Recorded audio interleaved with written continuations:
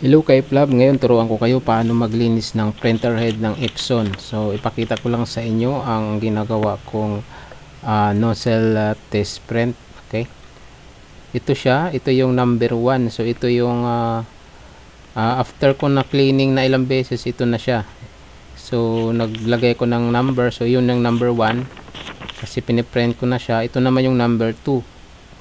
Okay, so kung mapansin nyo, walang pinagbago yung quality ng print. So putol-putol siya. Okay, so ito yung printer head mga ka-Flab. So ito, kung bilhin natin ng bago, nasa 15235 ang presyo nito kasi mayroon siyang replacement, mayroon din siyang original. So mahal talaga pag masiraan ka ng ganitong klaseng printer head ng Epson. Okay, so ito, kukuha tayo ng baso para ipapump natin yung mismong printer head. So mayroon tayong scotch tape dito. Dito natin maglagay tayo ng sandalan or patungan ng printer head natin. Okay,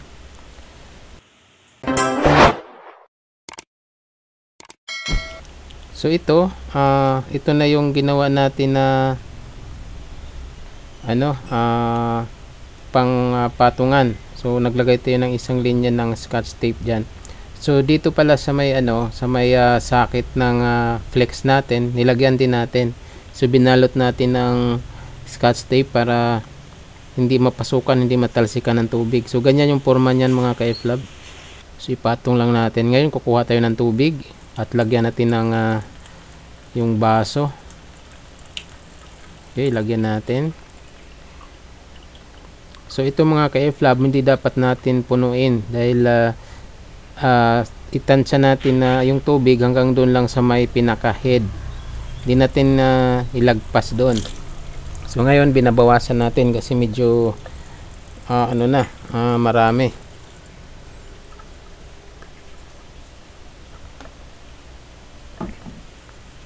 So ito yung tubig.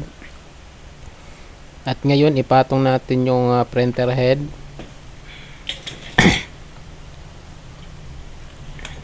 Okay. So mas maganda pag ang gamitin yung baso is transparent para makita nyo ang pagbaba at paghigop ng tubig. Kasi ipapump natin yan at pahigop at saka pump. Okay. So dalawang dalawa yung gagawin natin. So ito na. Dagdagan natin ng tubig at tansyahin natin hanggang dito lang sa head. Ayan. Okay. Ayan, mayroon ng ink. So yung ink na na-stuck dyan, pag maabot ng tubig, kusa lang bumababa yan. So ayan, nakita nyo bumaba yung kulay itim na ink. So yun yung naka-stack na ink dyan. So ngayon ibabad muna natin siya mga 3 minutes para maglambot lahat ng ink dyan na tumigas na dyan sa may printer head natin. Dahil yung printer head na yan mayroong mga butas na sobrang liit. So nababarahan yan, lalo na pag mga na-stack na printer. Pag matuyo yung mga ink dyan, talagang bumabara na yan. So ito na yung resulta sa 3 minutes nating babad. Okay, so ngayon mayroon tayong pang pump. So ito, itusok lang natin dito sa may inlet ng ink, itong kulay blue. Okay, so dito yung blue natin. Ngayon hinihigop muna natin.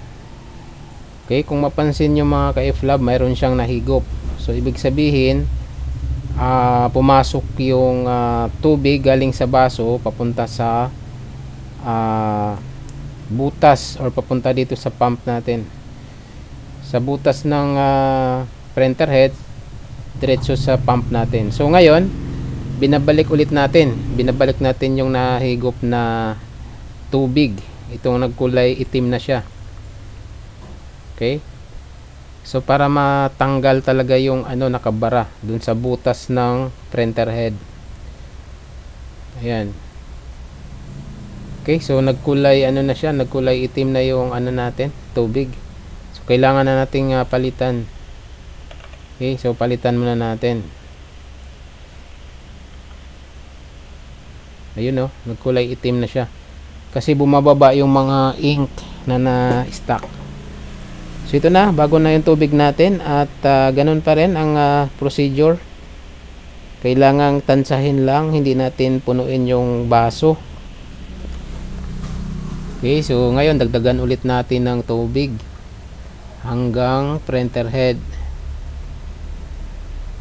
Okay, so, kulang pa konti. Ayan, so mayroon na siyang, mayroong bumababa na ink, kunti-kunti na lang. Ayan, okay. So ano natin, ipahigop natin yung ano, pahigop naman yung ginawa natin ngayon. So kung makita nyo, nagkarga yung ano natin, pump. So ito na. Ngayon i-pump ulit natin. Ibalik natin yung nahigop na tubig. So ito na yung kulay blue, pero hindi na siya itim. So ibig sabihin naubos na yung ano niya, na stuck na ano, natuto yung ink. Okay, so dito naman tayo sa kabila. Ito kung napansin nyo, kulay pink. Ayan, kulay pink naman siya. Ganun pa rin yung proseso. Ibalik natin yung nahigop na tubig, dumaan dito sa may cartridge or sa printer head, papunta sa pump. Ngayon kung mapuno na yung pump, ibalik ulit natin, ibalik natin doon sa ano, sa baso. So dito na tayo sa sa ano, sa kulay dilaw. Okay, ayan, binabalik ulit natin. Okay, last itong itim. Ayan, so binabalik, hinihigop natin yung ano, yung tubig galing sa baso, dumaan sa printer head, papunta sa ano natin, sa pump. Pag mapuno na yung pump, binabalik ulit natin. Kumbaga vice versa, yung tubig dumadaan lang doon sa ano, sa printer head. So ito, kailangan nating i-flash natin siya ng malinis na tubig. So isa-isahin din natin para maano talaga, malinis na malinis. Okay, so ito wala nang pahigop, yung pump na lang talaga to na malinis na tubig. Okay, so nakita nyo oh, malakas na yung ano nya, labas ng tubig dito sa may ano, sa may black, sa may black na butas or holes. Okay, sa ano natin, printer head. Okay, so lahat dyan ipapump natin ng ano, malinis na tubig. Okay, so ito na, tapos na tayo nagpapump. So tanggalin na natin yung scotch tape na nilagay natin dito. Ayan, para ano natin, punasan naman ng tissue para magtuyo, dahil mayroong mga ano yan eh, mayroong mga tumalsik-talsik na tubig dyan. So kailangang ano, sisilipin natin ng maigi para hindi magka problema. Kasi pag hindi mo matanggal, may basa pa dyan, mamaya pag i-insert mo la doon sa printer, magkaroon ng shorted. So sira naman, masisira yung mainboard mo. So ito na, natanggal na natin, pero hindi pa rin tayo kampante. Okay, so gamitan pa rin natin ng hot air. So gamit tayo ng hot air, medyo may konting init. So iset lang natin yung hot air sa 330 degrees Celsius, tapos 120 yung hangin. i-heater natin yung ano dito banda sa may board, dito sa may socket na yan. So may board dyan. Ayan. Okay, so ito na. Napalamig na natin at ano na natin, napatuyo. So ibalik na natin.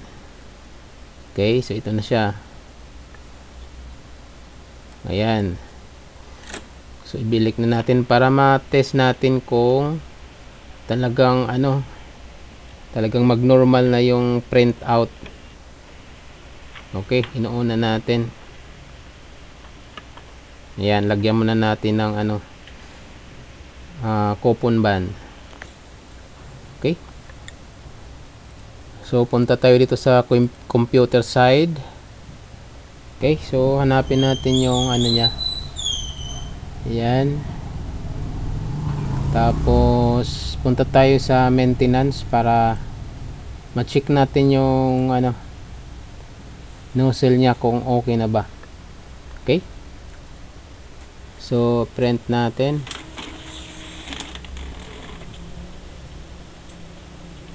Ayan, nagpiprint na siya. So malalaman natin ngayon yung resulta, kung mayroon na ba siyang improvement. Kasi nalinis na natin yung mismong printer head. Okay, so tingnan natin. Ayan, malinis na. Ayun, nakita nyong itim, kumpleto na. At may problema pang isa dito, yung pink, yung magenta, oh, may putol, isang putol. So kailangan nating i-cleaning natin. Okay, so i-cleaning muna natin mga K-Flab kung para matanggal yung putol.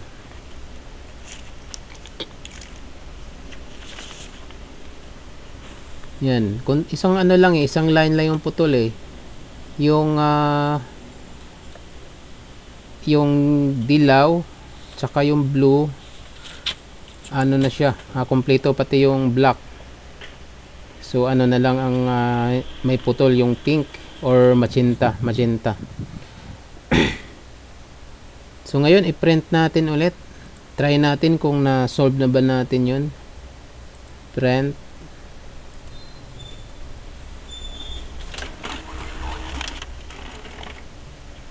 Okay. Tingnan natin kung anong resulta. Kung maging 100% ba na bumalik sa normal yung printer head natin.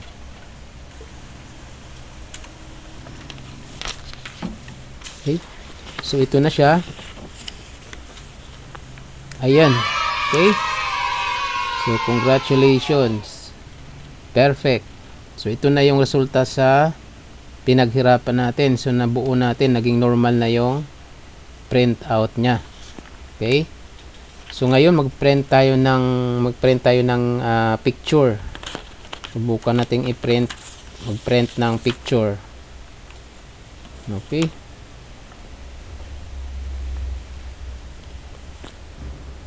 So close muna natin to.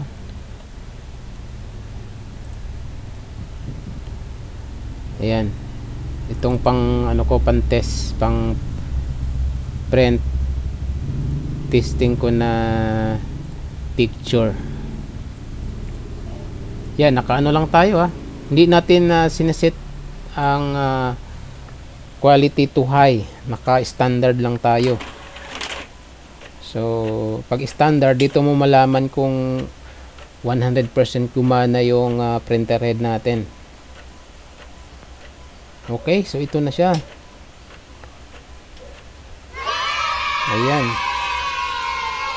Mukhang malinis at maganda yung print out. Okay. So itim na yung print out nya. Okay, so very successful tayo. So wala man lang siyang konting linya-linya dyan. So maganda yung quality. Okay. Salamat mga ka-K-Flab sa pagpanood at pag-subscribe.